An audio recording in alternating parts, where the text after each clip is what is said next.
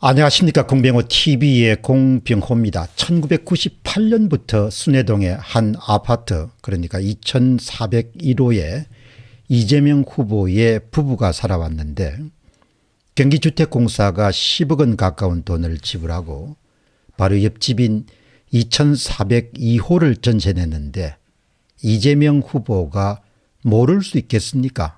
여러분들은 어떻게 생각하십니까? 저는 모를 수가 있겠나 그런 생각을 하게 됩니다. 그럼에도 불구하고 민주당의 선대위 측의 공식적인 반응은 다음과 같습니다. 이재명 후보와 선대위 모두 경기도시공사의 합숙소에 대해서 알지 못하며 공사 숙소에 관여할 이유도 없다. 선대 조직을 굳이 분당에 둘 아무런 이유가 없다. 그러나 이재명 후보의 입을 통해서 나는 전혀 모르는 일이다 이런 말은 앞으로도 나오기가 쉽지 않을 것 같습니다. 이유는 공직선거법상 허위사실 공표죄는 당락에 영향을 미칠 정도로 아주 위중한 그런 범죄이기 때문에 이재명 후보는 끝까지 자신의 입에서 나는 모르는 일이다 이렇게 이야기하지 않을 것으로 봅니다. 대신에 이제 선대위라든지 그런 곳에서 아마 비슷한 그런 메시지를 계속해서 세상에 내놓을 것이다 이렇게 저는 예상을 합니다.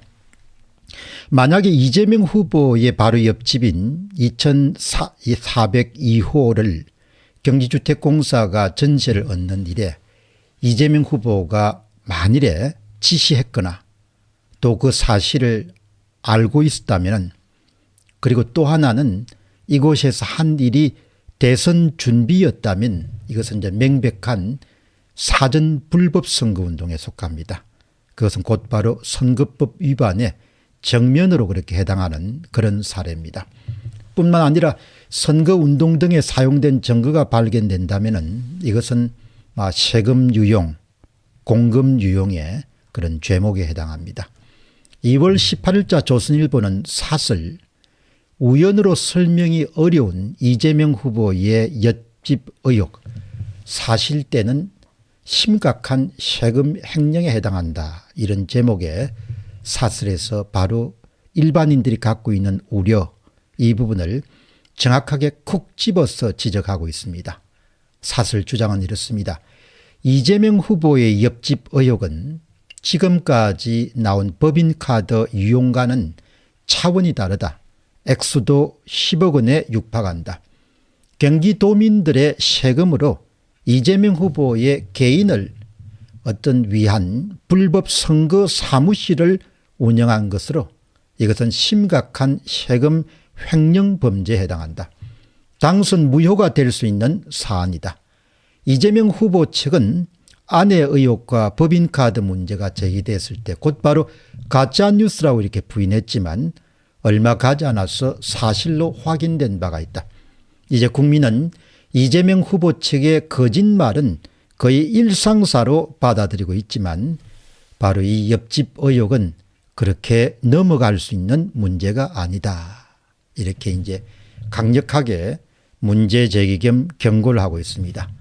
문제는 2020년 8월 당시에 경기주택공사의 사장으로 있었던 인물이 바로 이재명 후보의 아주 가까운 그런 측근인 이현욱 변호사라는 점입니다. 이현욱 변호사는 경기주택공사 내부에서 리틀 이재명으로 불릴 정도로 이재명 후보로부터 신임을 받는 측근 가운데 한 사람입니다. 원희룡 국민의힘의 선대위 정책본부장은 전세를 얻는 과정에서 당시 이현욱 사장이 직접 진두지휘했다는 점, 그리고 아주 깊숙이 관여했다는 점을 분명히 지적하고 있습니다. 원희룡 정책본부장의 주장입니다. 경기주택도시공사 고위 임원이 제보한 내용입니다. 이재명 후보 앞집, 이제 원희룡 씨는 앞집이라고 계속 표현한 정확하게 옆집입니다. 2402호 전세는 이현욱 사장이 동호수까지 직접 지시했다. 공사의 합숙소는 2019년 이현욱 사장 취임 이전에는 30개 정도에 불과했다.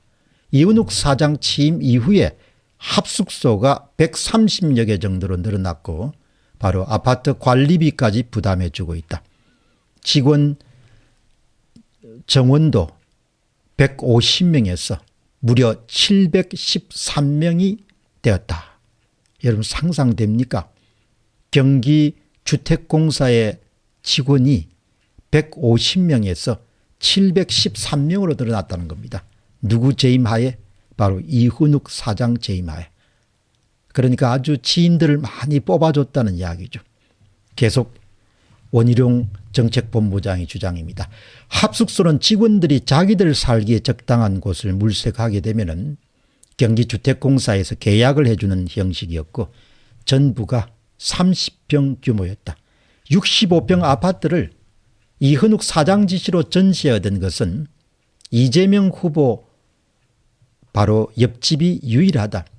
이 집 입주자로 되어 있는 판교 사업단의 직원들도 너무 큰 아파트고 자신들이 물색한 집도 아닌데 사장이 직접 지시해서 황당해했다고 한다. 이현욱 사장은 이재명 대선 캠프에 들어간다고 2021년 11월 3일 날 사퇴했고 사장 직무 대행을 맡은 부사장 안태준도 2022년도 2월 14일자로 사퇴했다. 이재명 대선 캠프에 들어갔다가 광주시장을 도전한다고 지금 진행 중이다. 졸지에 사장 직무 대행을 맡게 된 경영기획본부장은 합숙소 문제를 취재하는 언론들을 피해서 출근도 제대로 안 하고 도망다니고 있는 실정이다. 이현욱 사장에게 다시 묻습니다.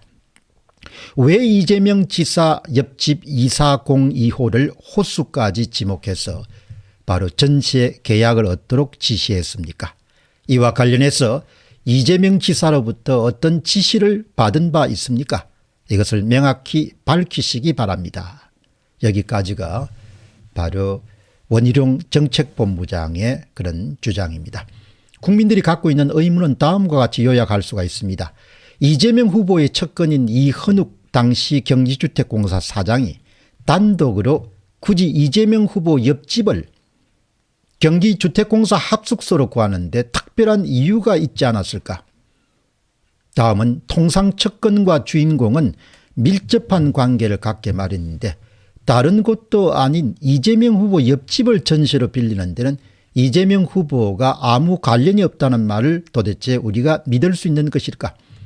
다음 마지막으로 바로 옆집을 합숙소로 빌렸다면 특별하게 추진하는 일이 있었을 것으로 보는 것이 일반적인 시각인데 그러지 않고서야 이재명 후보 바로 옆집을 구할 까닭이 없지 않겠는가? 이것이 바로 보통 시민들이 갖고 있는 옆집 파동에 대한 견해입니다. 그렇지 않아도 지난해 경기주택공사 직원으로 추정되는 한 분이 직장인 익명 게시판인 블라인드에 우리 사장님은 리틀 이재명으로 불리는데 이재명 후보 관련 대선 공약을 만들라는 업무를 사내시켜서 우리가 무척 힘듭니다라는 그런 내용을 여과 없이 남긴 바가 있습니다. 이제껏 그래왔듯이 이번에도 그냥 덮고 넘어가고 말겠지만 이것은 보통 심각한 문제가 아닙니다. 이 사안을 보면은 거의 내 돈과 공금을 거의 구분 없이 사용하지 않았는가 그런 생각이 들고 특히 이번 전세 계약권 옆집 파동은 사전 불법 운동과 깊게 관련이 되기 때문에 그냥 넘어가서는 안 되고 넘어갈 수 없는 사안이다 이렇게 봅니다. 시시비비가 낱낱이 가려지기를 바랍니다. 공병호 TV의 공병호였습니다. 감사합니다.